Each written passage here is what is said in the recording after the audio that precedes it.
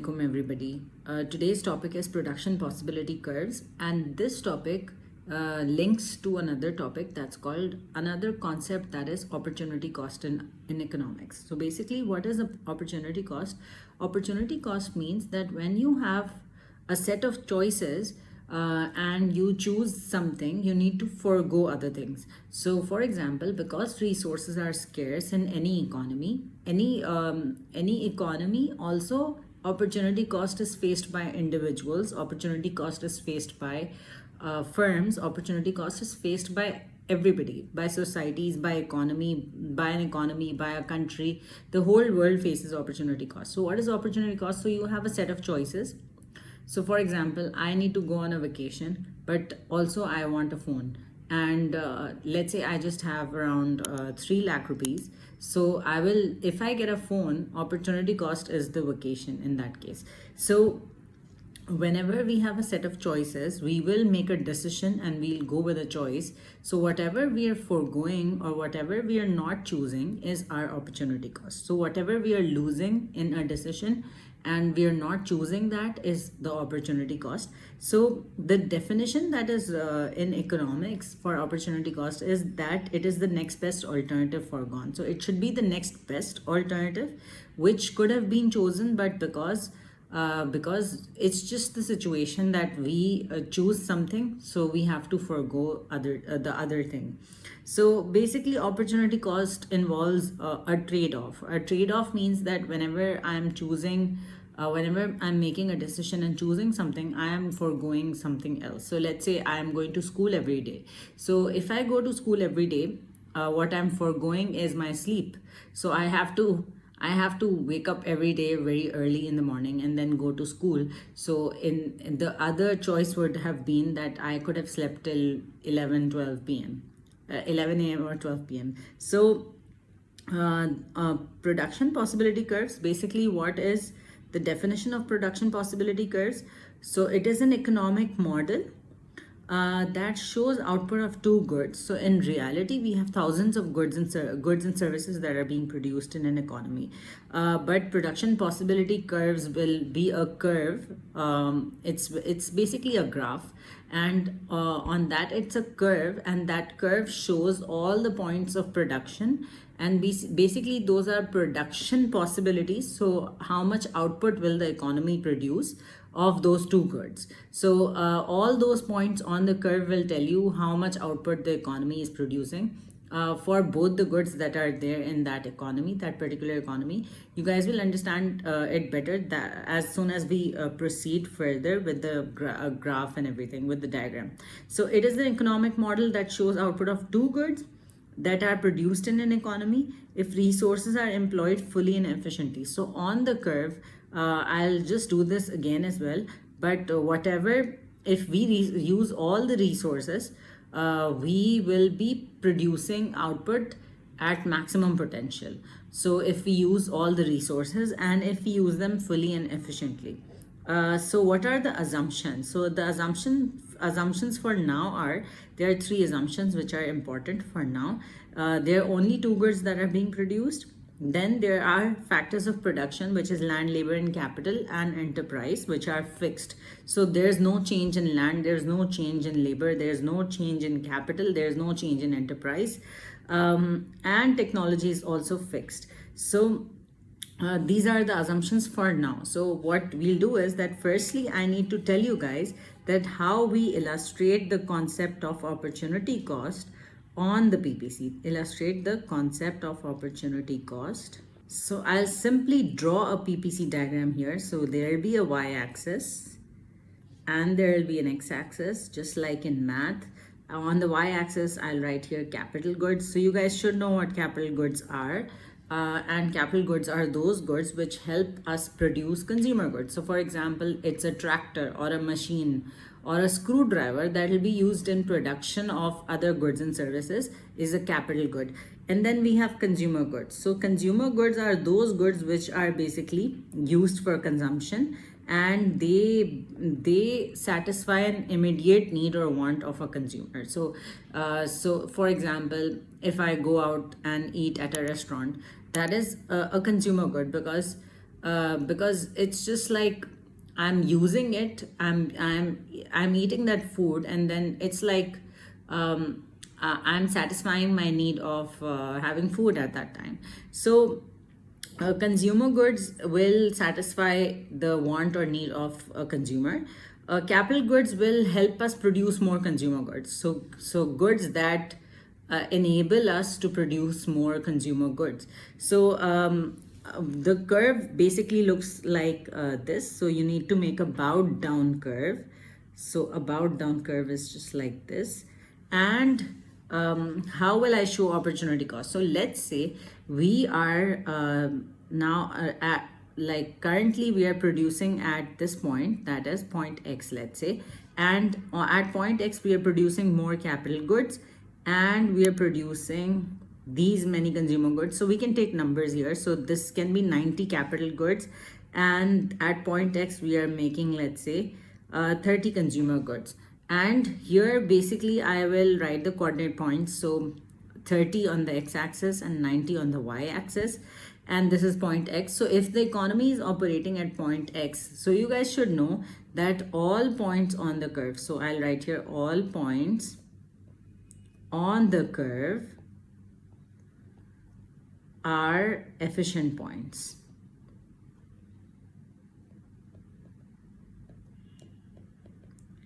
So all points on the curve, if the economy is operating at point X, that means the economy is using all of its resources fully and efficiently, and they're producing at point X. So they're able to make 30 units of consumer goods and 90 units of capital goods. So all points on the curve are efficient points. This is very important. And resources are being fully utilized at points on the curve. So I'll write here resources are being fully utilized at the points on the curve. So resources are being fully and efficiently utilized for when the economy is operating at points on the curve. So important here, something very important here is at point X, we are currently operating at point X. The economy is operating at point X, and we are producing 30 of consumer goods and 90 of capital goods. But when we, let's say, move to point Y, so I'll change my change the color of the pen, and I'll write here, okay, this is point Y.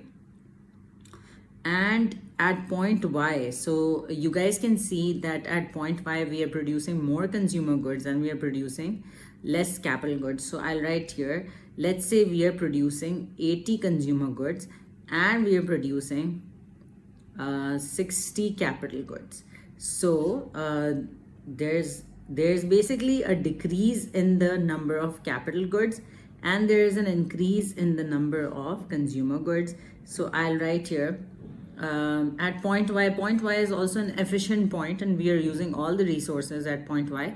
But because we reallocated resources, so there's an important terminology here, reallocation of resources. Reallocation or allocation of resources. What is allocation of resources? So allocation of resources, basically distributing resources in such a way that you produce output out of it, and you know, when it's an economy and there is this resources are land, labor, and capital, and when they're fixed, so we need to use our resources in such a way that it gives us the most benefit in terms of production, in terms of profits, in terms of revenue. In this case, we are reallocating resources from point X to Y. So point X was one point, and then we are moving on to point Y. So this is, again, it's a movement along the curve and movement along the same curve. So point X to point Y, it's a movement along the curve. Also at point Y, we had to sacrifice some goods of capital goods. So we had to sacrifice some capital goods to move to point Y. So in this case, we basically have gone down from 90 to 60 for capital goods to basically produce 50 more consumer goods. So I'll write here the opportunity cost in this case So because we made a decision, right? We moved from point X to Y. So the opportunity cost of producing at point Y is 30 units of capital goods. So to produce 50 more consumer goods, we had to forego 30 units of capital goods. This is the opportunity cost in this case. So the interesting thing here is that we need to also understand the other points that can be there on a PPC. So let's say there is a point on the PPC in the PPC curve, or like in the whole diagram, but it's below the curve. So under the curve we have this point. This point is called point Z, and I've marked this with orange. So at point Z, so what is point Z? We need to understand that point Z is under the curve. Firstly, it's under the curve, and it is an inefficient point. Why is it inefficient? Because we are not using all our resources at point Z. So I'll write it's an inefficient point, and I can also say it is a point of underutilization of resources. So underutilization, what is underutilization? Underutilization of resources. So underutilization basically means that I have potential for more.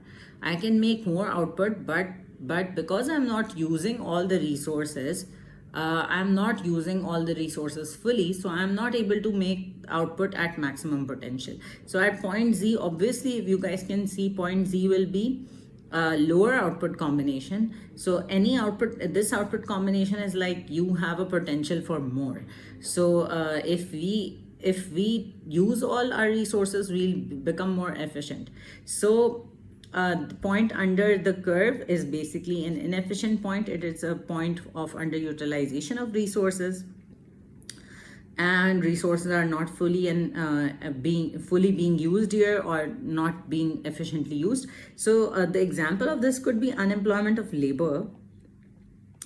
Unemployment of labor is quite easy to understand. So let's say I'm also labor. So a teacher who's able to work, who's willing to work, does not have a job, that means that teacher is not being utilized. So similarly, any worker who is in the working age and is willing to work, is able to work, but is not able to find a job, let's say because of recession. Recession means that the output is falling, firms are not hiring more people, and firms are reducing their output. When firms are reducing output because there is no demand in the economy, firms are reducing their output. So what they're doing is that they're making people redundant. They're just laying off people. In that case, when firms lay off people, that means we do have resources, but we are not fully using them. Similarly, it can be any resource. So it can be a resource of land. If we have something available, some natural resource like a mineral, or some minerals, or some other natural resources, which could be which we can use in order to make more revenue, generate more revenue, but we don't do that. So that means we are underutilizing our resources, and we are under the curve. So if you guys understand this a bit, the more under the curve you are. So this whole thing is under the curve, any point under the curve, but the more inside you are, the more inefficient you are, because you guys know in math, the points, so on the y-axis, the numbers go down on the y-axis, the numbers go down as the more you go down, like vertically. Similarly, on the horizontal axis, that is the x-axis, the more you go leftwards, the numbers go down, right? So the more under the curve you are, so that means the more efficient you are. The more close to the curve you are, the more under the curve you are, the more inefficient you are. So point Z is very inefficient. But if you are close to the curve, you are less inefficient. If you are very, very away from the curve, then you are more inefficient. So let's say there's this point, let me change the color, purple. Let's say this is the point somewhere here. Let's say I call this point A. Point A is also inefficient because it's under the curve, but it's not very inefficient. It's close to the curve. Point Z is very inefficient because it's very much away from the curve. Okay, so now let's say I take this pink color and I make a point somewhere here. So somewhere here, beyond the curve. So let's say I call this point B. So point B is basically, point B is an unattainable point. So it's just like with the given resources, we can't reach point A because it is out of our reach. We don't have enough resources. We cannot produce at point A because point B, with the given resources, we can't reach point B because point B is just, it's just out of our reach. And I can give this example that whenever, it's just like point B is like a star. And, when you're gazing the stars, you can't reach them. The stars that we see in the skies, of course. So whenever we look at the star, basically it's very, very it's all the glamour, and somewhere you really want to reach, but you can't reach there because you don't have enough resources.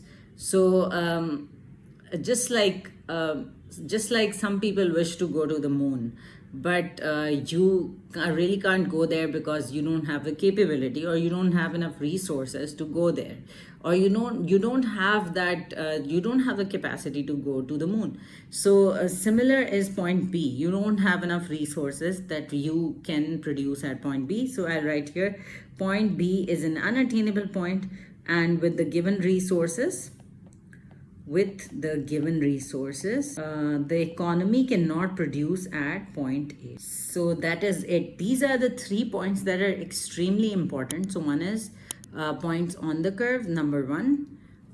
Then we have point Z, that is points under the curve. And then we have point B, that is points beyond the curve. Points beyond anything beyond the curve is unattainable because we don't have enough resources that we reach to that point. So point B is an unattainable point with the given resources, that is factors of production, land, labor, capital, and enterprise. The economy cannot produce at point A because the resources are not increasing, or the resources are not improving in quality. They are fixed. They are staying the same. So we can't reach point B. So that's it for this video. We'll be solving some questions in the next few videos. So we'll be solving some questions from the past papers in the next few videos. So thank you so much for watching.